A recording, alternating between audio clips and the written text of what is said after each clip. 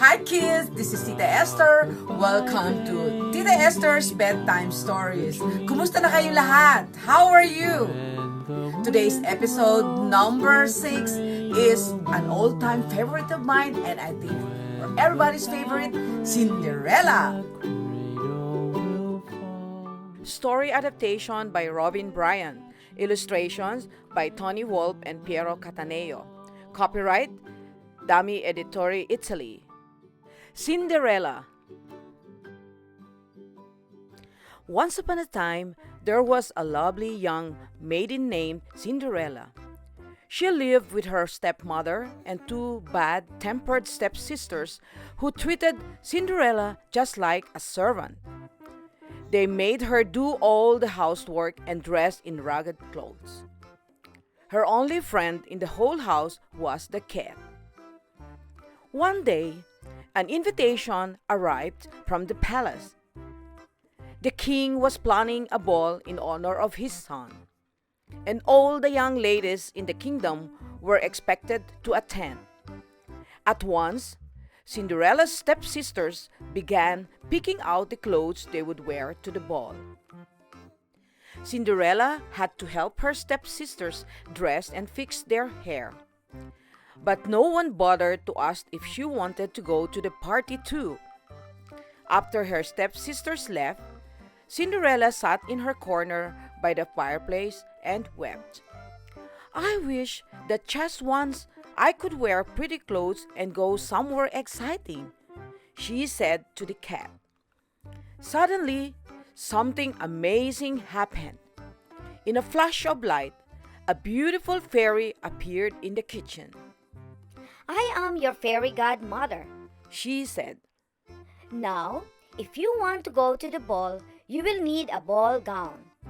And with a wave of her wand, the fairy turned Cinderella's ragged dress into a beautiful gown.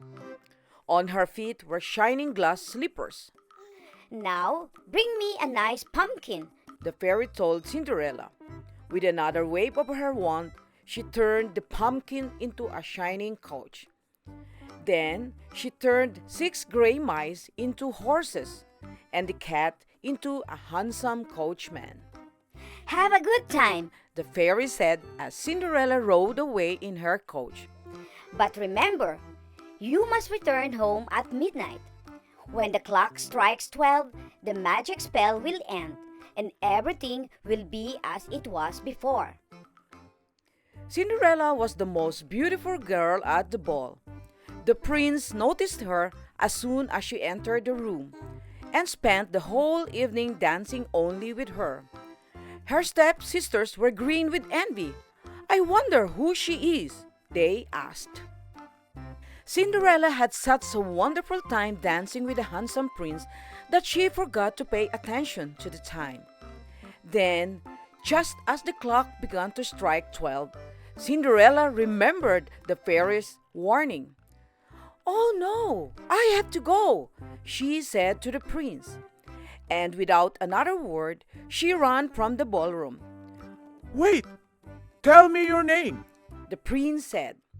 But Cinderella would not stop.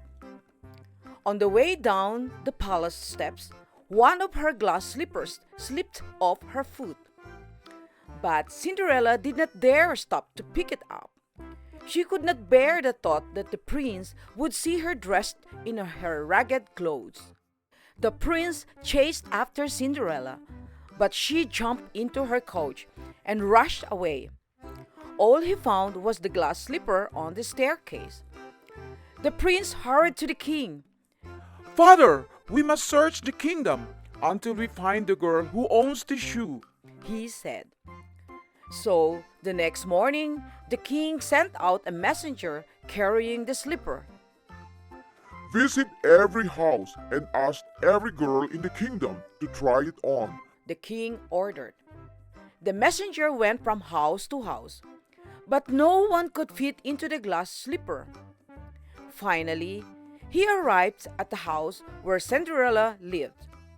The two stepsisters each tried to squeeze a foot into the slipper, but it was far too small for either of them. The messenger was about to leave when he saw Cinderella sitting quietly by the fireplace. He could see that she was beautiful, even dressed in rags. Would you like to try on the slippers? The messenger asked. Cinderella's foot fit perfectly, You are the one the prince has been seeking. the messenger said. That's impossible, the stepsisters cried. But at that moment, the fairy appeared with a wave of her wand. Cinderella was dressed like a princess. And so, Cinderella and the prince were married and lived happily from that day forward. Wow, that was a very nice story again. Finally, Cinderella found justice from the bad treatment of her stepmother and stepsisters. And through the help of the fairy godmother, she finally found her Prince Charming and lived happily ever after. Kids, be good always, and remember, your mommy, your daddy, your lolo and lola, and Tita Esther loves you to the moon and back.